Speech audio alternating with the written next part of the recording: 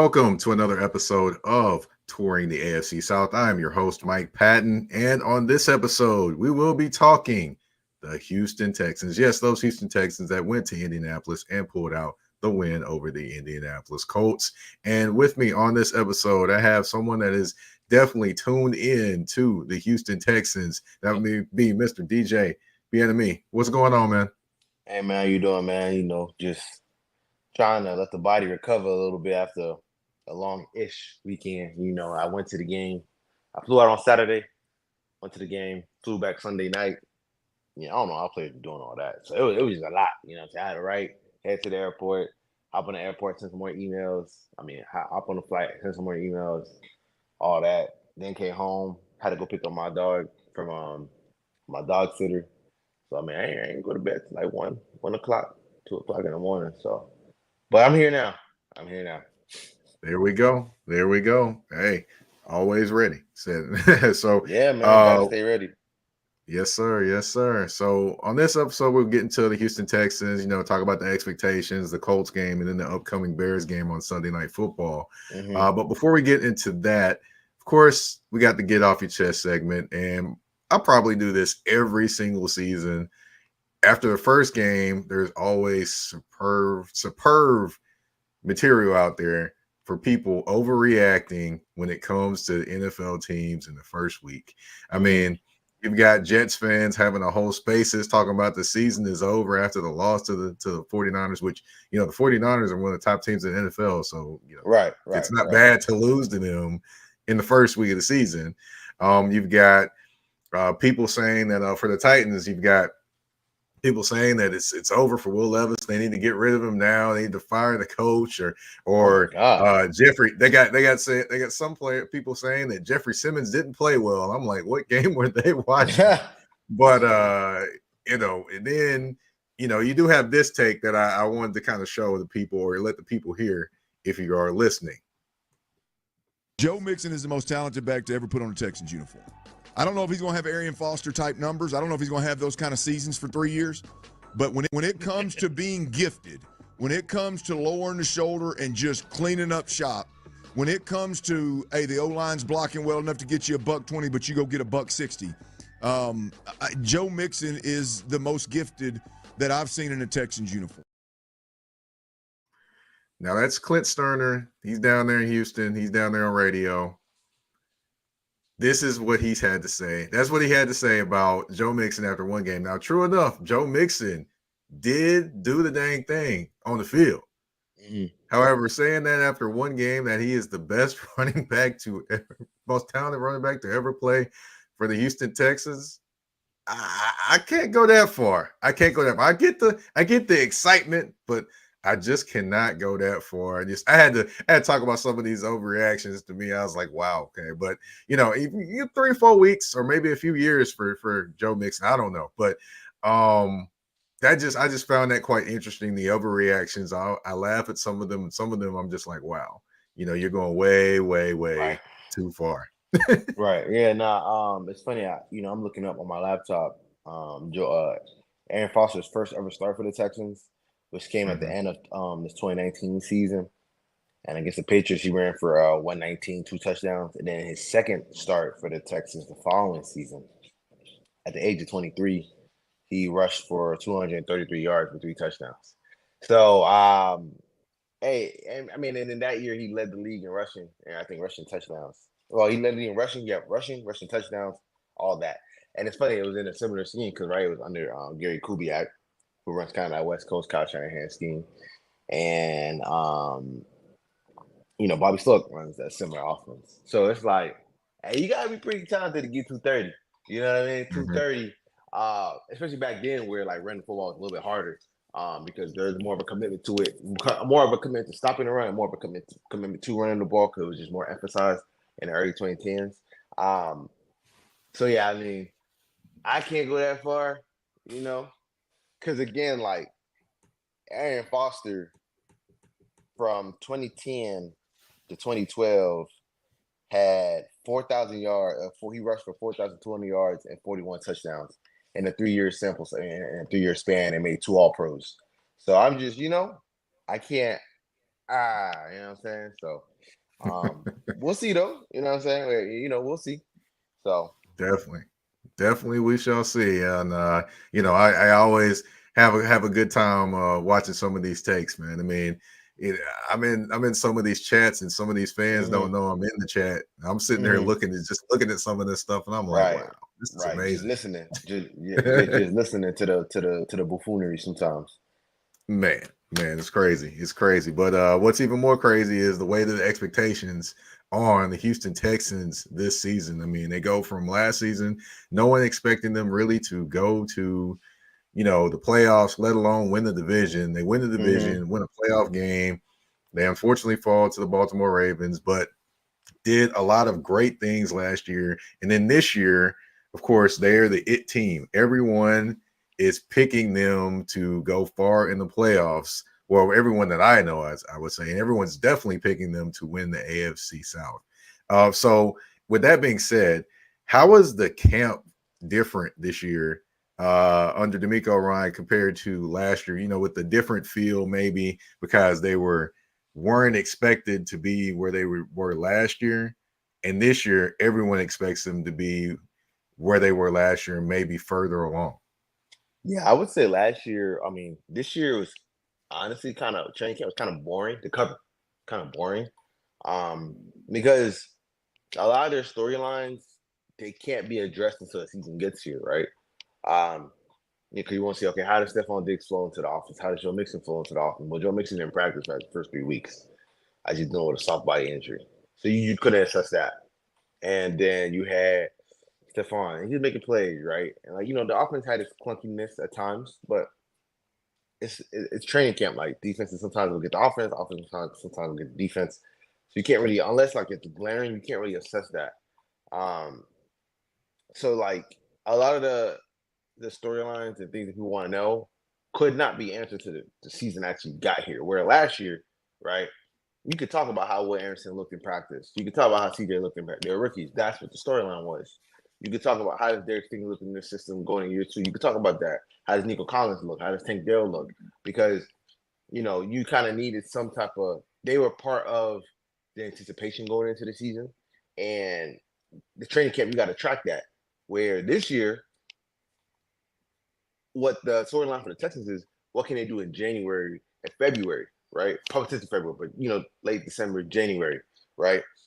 So there's only so much you can glean from that in July and August, where last year the storylines were you could kind of dive into that early and kind of give some type of assessment of what you were seeing, things of that nature, because people actually really, I won't say people didn't care now, people did care, but there's only so much you could do with the information now, because with the storyline, you're following storyline all the way through, where with CJ and Will, you're kind of following training camp, kind of following like the growth there, the growth week 1, 2, 3, 4, like you're following everything, where here it's more like, all right, you're kind of do everything more in like sections now with this season, where like how they look in the first half, I guess the first 4 or 5 games, how they look in the next 4, how they look in the next 4, how they look in the next 4, how they getting better throughout the season, how they handling the pressure, how they handling expectations.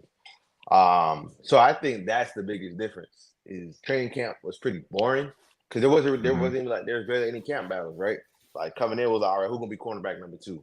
Well, obviously, in a mini camp it was Kamari Lassiter, 2nd round pick out of Georgia. Well, all right, that's done. Who's gonna start a D line, at the D tackle spot? Well, it's pretty clear it's gonna be Foley Fatakasi and Mario Edwards, and then you're gonna fold what's his face?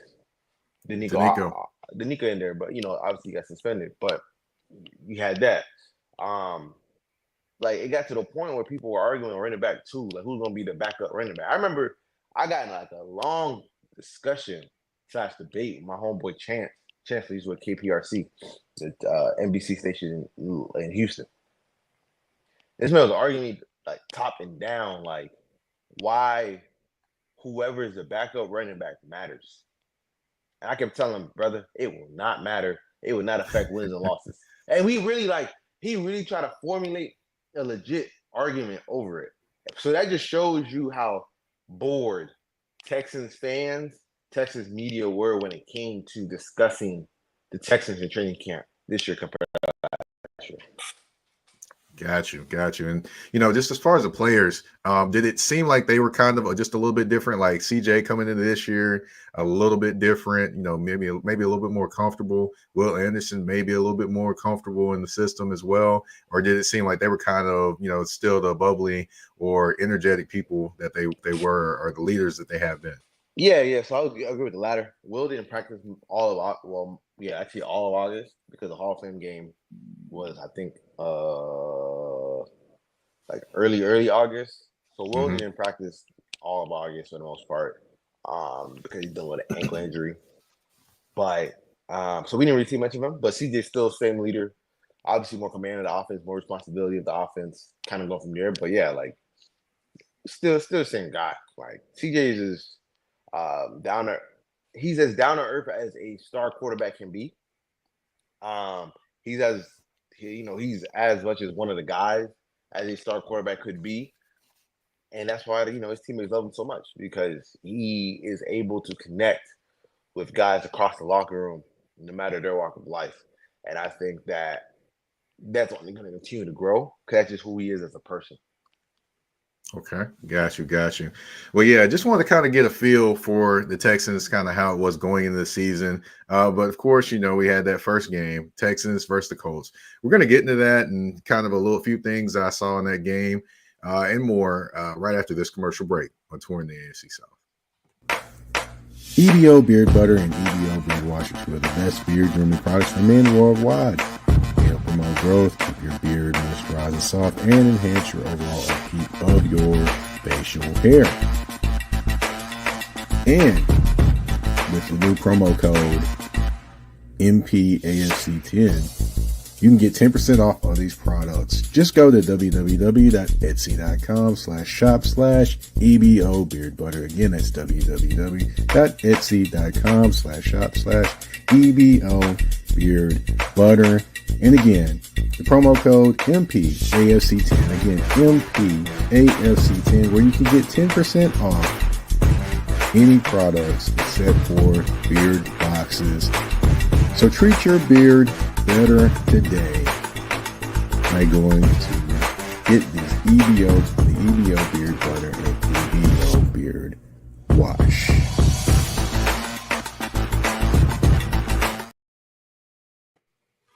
All right, we are back on Touring the AFC South.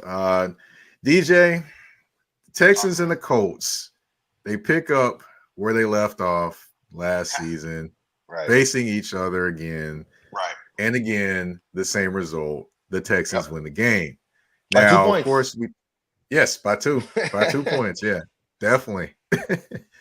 But, of course, going into this game, of course, you talk about CJ Stroud, you talk about Anthony Richardson, you talk about just those two black quarterbacks, quarterbacking, as Bomani Jones said. Definitely CJ Stroud was, because he was 24-32, 234 yards, 2 touchdowns. He looked like he picked up where he left off. Can you just speak on just his demeanor and his mindset kind of going into the season opener, and just, I guess, his masterful play against the Colts last 3 games, which is 6 touchdowns, 0 interceptions versus them, and he's averaging almost 300 yards a game throwing against them every game he's faced them. Yeah, so I would say he just, this game was more about, for him, being able to play within structure. I think that was his goal, to play in structure, play in rhythm. But I would say that the Colts actually did a really good job of making them play left-handed at times.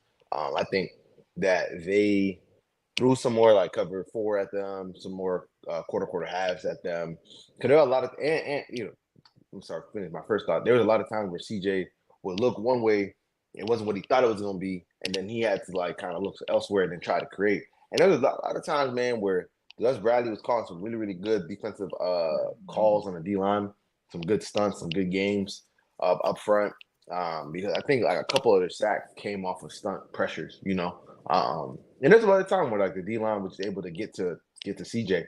But there were some plays where CJ was able to create that 3rd and 14 to Nico, where he's able to get out of the pocket, rolling right, and then fire where it needed to go. So I think, man, going into this game, so obviously CJ's big on tempo and playing within structure, playing within rhythm, playing within timing, because that's the most sustainable way to play the position, but it's always nice to see him be able to create something because sometimes you got to bail your coaches out, and he was able to do that a couple of times. All right. Yeah, definitely. The Colts definitely brought a few things as well. But another player on Sunday that definitely showed up and showed out and introduced himself to the rest of the AFC South in this performance, that would be Mr. Joe Mixon. 30 carries, 159 yards, and a touchdown.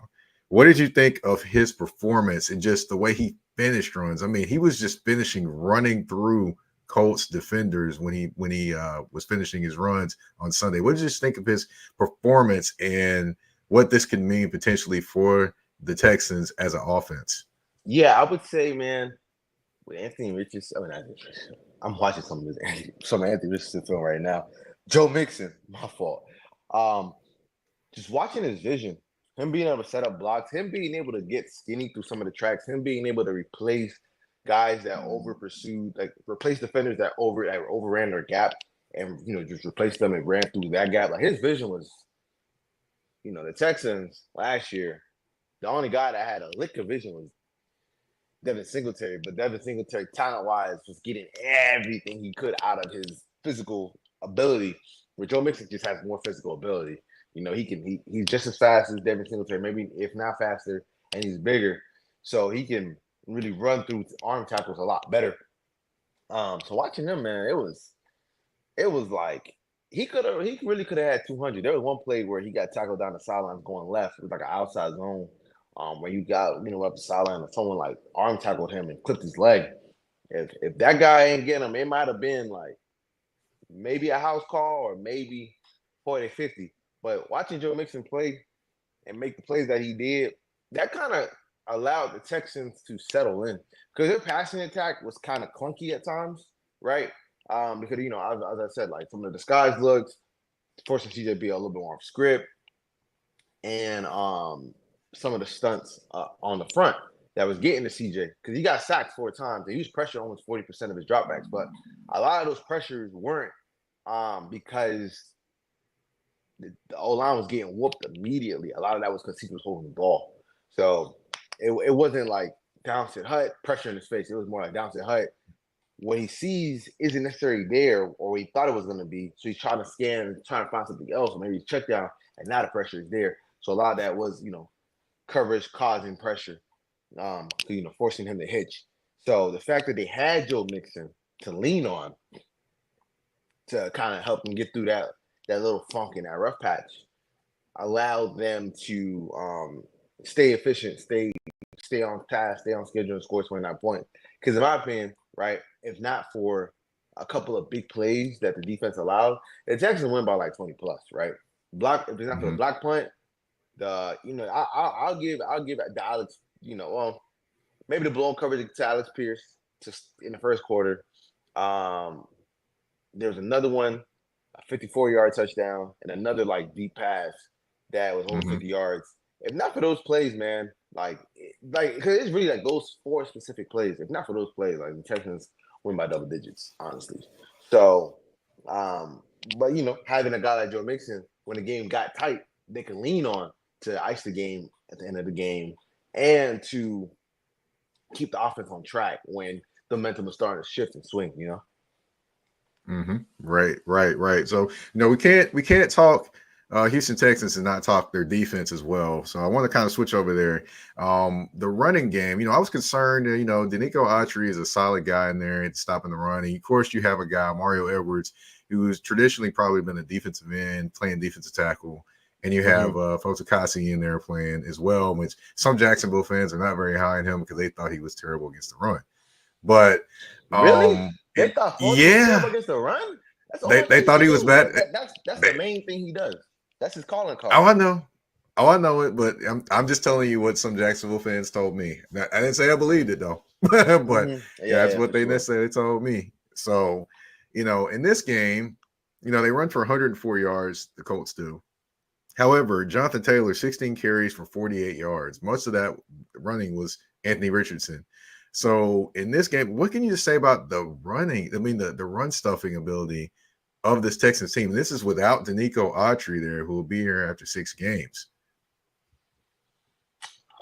And it was pretty effective. Last year the run defense was pretty good. I think it was like top 10.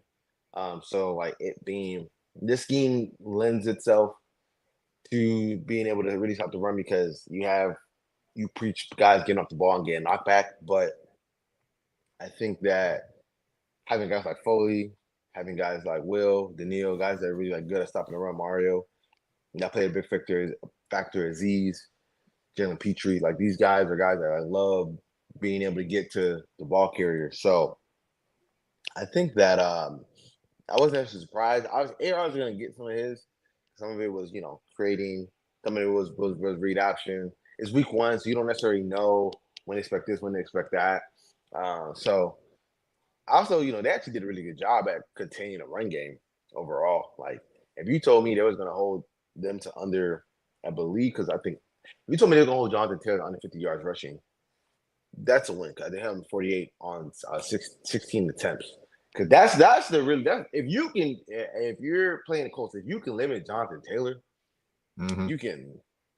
you'll have your way with the Colts. Honestly, man, like you really will. Like because the AR isn't there yet as a passer consistently to where, you can really he can really dice you up if the running component isn't there. Because again, he had his 3 plays. And I'm not saying if you remove that, but outside of him hitting those deep posts, whether it was a skinny post, deep post, whatever, he had, I think, 30 yards passing on everything else, right? So everything was predicated off of that, and like one of them was like a lot of yards at the catch. And they caught the defense out of position. So in reality, like they just allowed explosives off of miscommunication. It wasn't necessarily they allowed explosives because they were just getting cooked, right? And there, there were some plays that they missed, that he missed on some deep passes to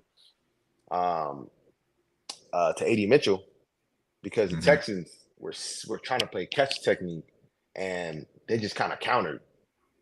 So I can't. Yeah, he still missed those. So I think honestly, like if the Texans got to clean that up, but I think they'll be able to clean it up this week because again, like Caleb really struggled this week. Like he really struggled last week. And I don't see any reason to think that he's going to be able to pick it up against the Texans on the road on Sunday Night Football. I hear you there. Now, I did want to talk about that pass coverage. You mentioned it a couple times. Alec Pierce, 3 receptions, 125 yards and a touchdown. Ashton Doolin, 1 reception, 54 yards, touchdown. Now, it's only 1 week. I'm not trying to make a ton of it, but that was definitely a chink in the armor right there with the deep passing game. Was it more miscommunication or just people getting beat? Miscommunication. Nah, easily miscommunication.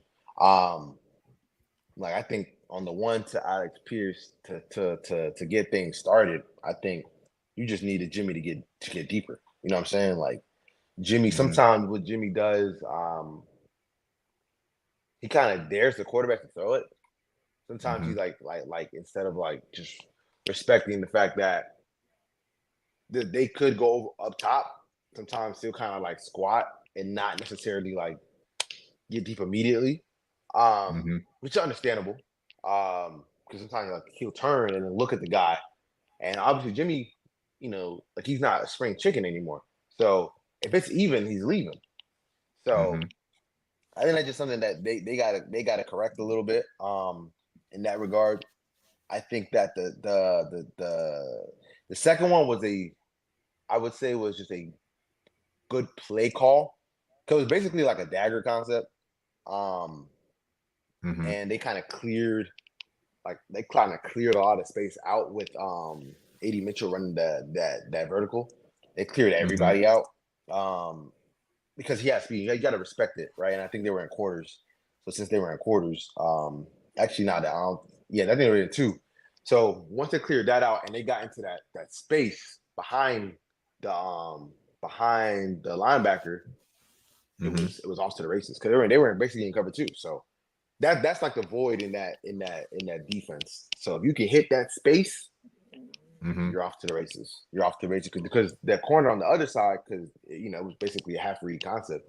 Corner on the other side, he's just kind of in no man's land. He's just kind of vibing. and chilling. And then once Aziz missed that pass, it was over with. You know what I'm saying? It was over with. And then Eric Murray missed the tackle down the sideline that allowed Duel to get in. So I would say better they just need a better execution and more communication on some of those plays. Because again, like if you take that away, like it's a completely different ball game. You know what I'm saying? Like because the Colts are going to be able to get it with Anthony. They're going to be able to get explosives like that. Like he's that type of athlete. He's that type of talent. They're going to be able to create explosives. However, if you can make them march the length of the field, that's when you'll have them. That's when you'll be able to get them where you want them. Because when you make a guy march the length of the field, eventually a mistake will happen if they're not a consistently accurate quarterback. You feel me? So, So that's what I pinpointed to. I think that those are things that can easily get corrected though. Right. It's definitely was a good win for the Texans to start out with. Of course, some things to clean up, but hey, who doesn't have anything to clean up after week one? After week one. Yeah. So we're definitely gonna take a quick commercial break. Then we come back. We gotta talk Texans and Bears Sunday Night Football on touring the AFC South. A shift. A shift is something that happens and changes the dynamics.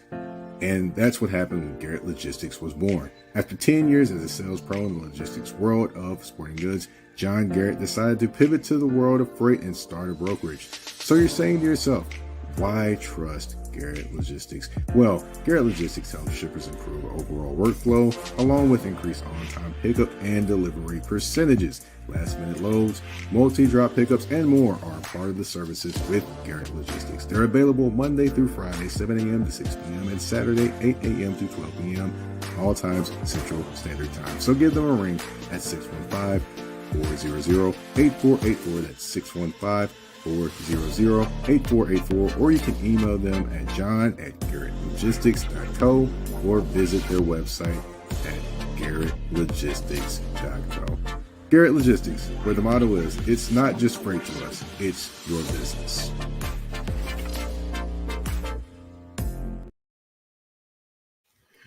All right, we are back on touring the AFC South with your host, Mike Patton. We have DJ Bien-Aime on the show with me, talking Houston Texans. And we've got to talk about the matchup of Caleb Williams versus CJ Stroud. No, it's not really Caleb Williams versus CJ Stroud, but it is the Bears versus the Texans. Sunday Night Football. I got to ask, did you see any of the matchup between the Bears and the Titans, and any thoughts on Caleb and the Bears in that one? I'm getting to it. Mondays I like to rewatch the Texans. A little whoever they played. I watched a little bit of the, and I get around to the whole division. I watched Jaguars, Dolphins, because I think the Jaguars are, I think they'll be a threat in the division. So I watched them a little bit. So I'm actually going to get to the Bears and Titans today. But I did watch some of the highlights. But obviously, highlights ain't really too much. But I don't think I need to watch the highlights or the game to know that if a quarterback throws for under 100 yards, he ain't have a good day. So I'm really interested to see what Caleb, what D'Amico has for Caleb, because I can talk about Caleb stylistically. Caleb is a off-schedule player, and if I can recall last season, the guys that D'Amico gave the most trouble to were off-schedule players. Because if my memory serves me correct, right, the week one against the Ravens, they were able to give Lamar issues. Captain Lamar had a pick and a lost fumble in week one, even though they lost 25-9. Then when they played Russ, gave him issues. He had 3 picks. Then they played Kyler, able to hold him under 20 points, gave them issues. Well, they gave him issues. Trying to think of any other quarterbacks they played that was, quote unquote, off schedule ish type of guys that thrive off schedule stuff. Yeah. So honestly, like those type of guys, the guys that gave D'Amico and them problems were guys that could play on schedule, play within rhythm, be able to dissect the defense, which were even though they were able to intercept Joe Burrow a few times, they were able to, Burrow did throw for almost 350 that game. A lot of it down the stretch, but he threw for like 350 that game. So I would say that just based off of like, just spitballing, I think D'Amico versus Caleb could be a bloodbath. Because like he's young, just had a bad game. It's still trying to figure out how to play in structure. This is defense that wants to make you hitch and make you play out of schedule, because that's when the D-line can really come get you. It's a really, really bad matchup for a guy like Caleb. But what will help him, if he can play on schedule, he does have some playmakers to get the ball to.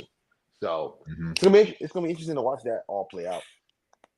Yeah, definitely going to be interesting as well, because I believe Roma Odunze is going to be out this game, and then you had Keenan Allen limping a little bit after during the game as well. Which I will say, he did miss Keenan Allen wide open down the sideline. I mean, he put a double move on Amani Hooker, and he was wide open, and he overthrew him. I was like, man, that was the one right there. That was the one. But of course, the Bears essentially shut down the Titans in the second half, giving away no points. Now, of course, now they face CJ Stroud. This defense, of course, since Montez Sweat came over, has been a little bit more stout. So how do you, looking at them and just how stout they've been, you got Jayon Johnson out there, you got Kevin Byard, the veteran in the secondary. You got a few guys out there. We got I can't remember the middle linebacker's name right now, but anyway, Edmonds. You got Edmonds at middle linebacker as well. So you've got some players. I mean, does this kind of should this defense give some trepidation a little bit to the Texans and what they can provide? Absolutely. Because if the Texans can't run the ball, they're going to be in a lot of, if they can't run the ball, they're going to be in a lot of like 3rd and 7, 3rd and 8s. And even though, CJ and the offense were able to convert 50% of the third downs, a lot of those were 3rd and manageables.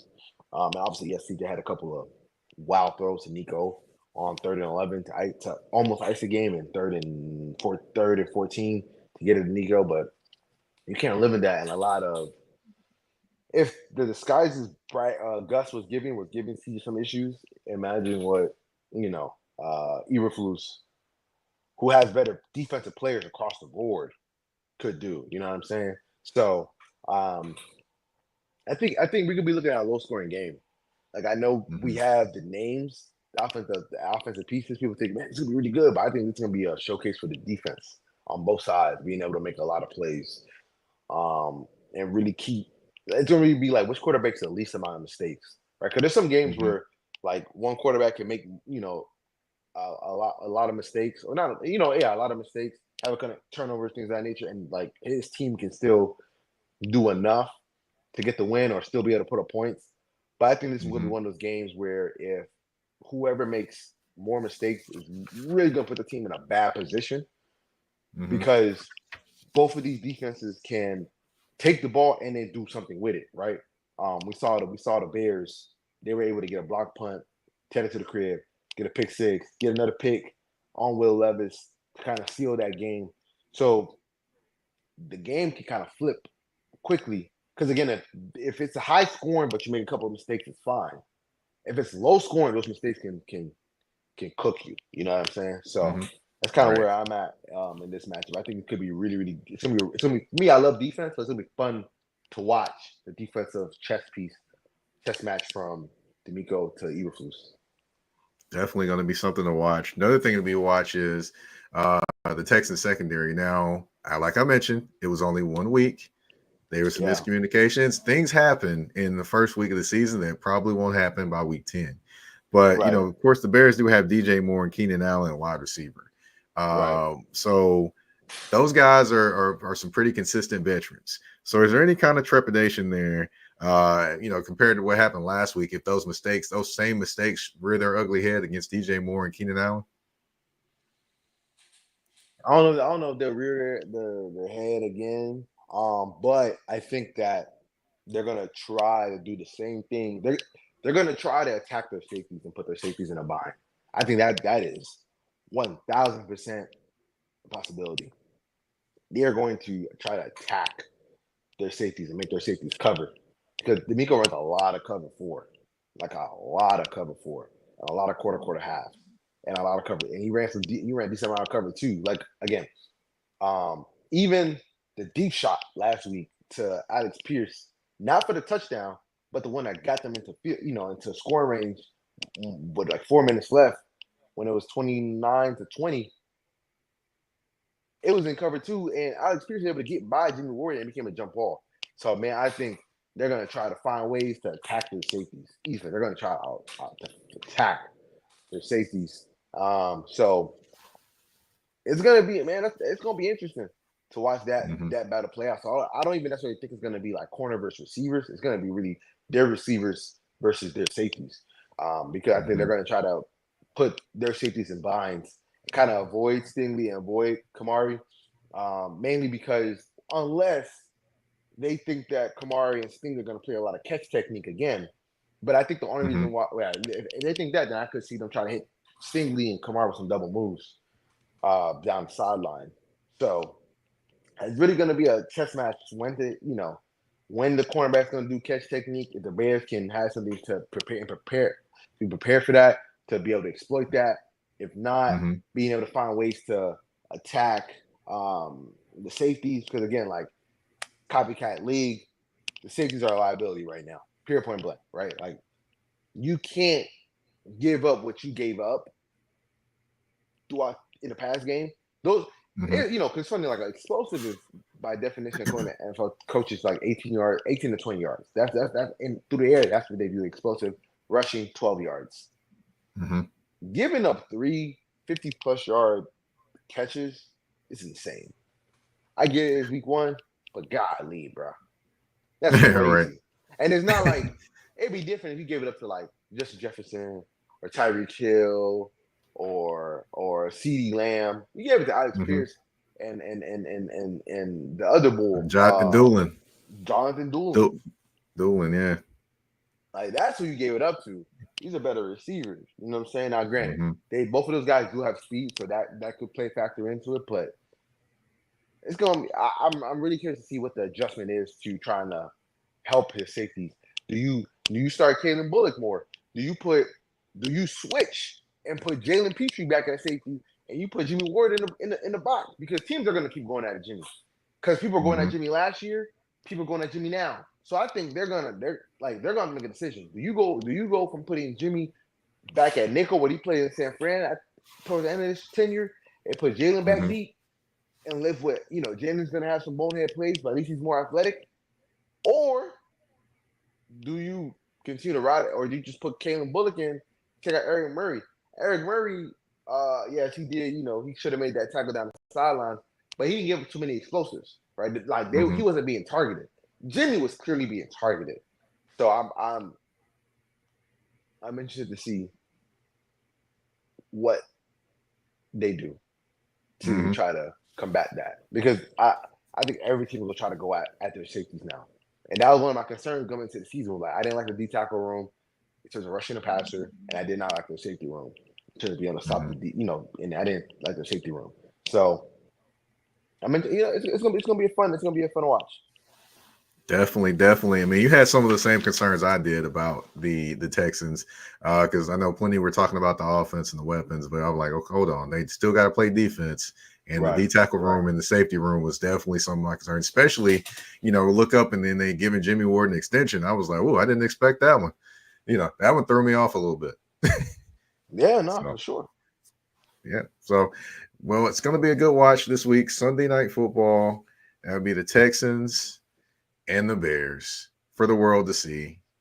So, but of course, we don't end the show on just talking sports. We end the show with a game. It's 5 questions, 2 answers, and 1 choice. Right. Are you ready? Yeah, I'm ready. All right. You got 2 comedians. You got to pick one. Dave Chappelle or Kevin Hart? Dave Chappelle. All right. Easily. Got you. All right. Which summer would you enjoy most? Summer in New York or summer in Houston? Summer in Houston. Summer in Houston? Okay. No, my bad. Summer in New York. Houston's hotter. New York is I'd rather live in Houston, but New York has a better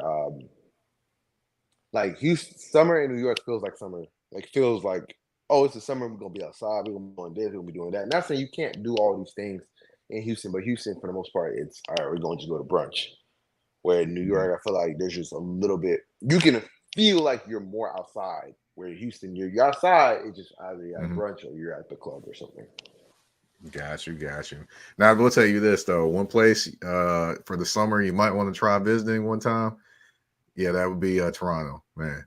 A lot going on. I've heard really good things about Toronto. I've heard really good things about Toronto. You got Brunch Fest, you got Little Italy Fest that happens, you got all these different things that happen, man. It's a tremendous blast up there. Now, you got to pick one actor.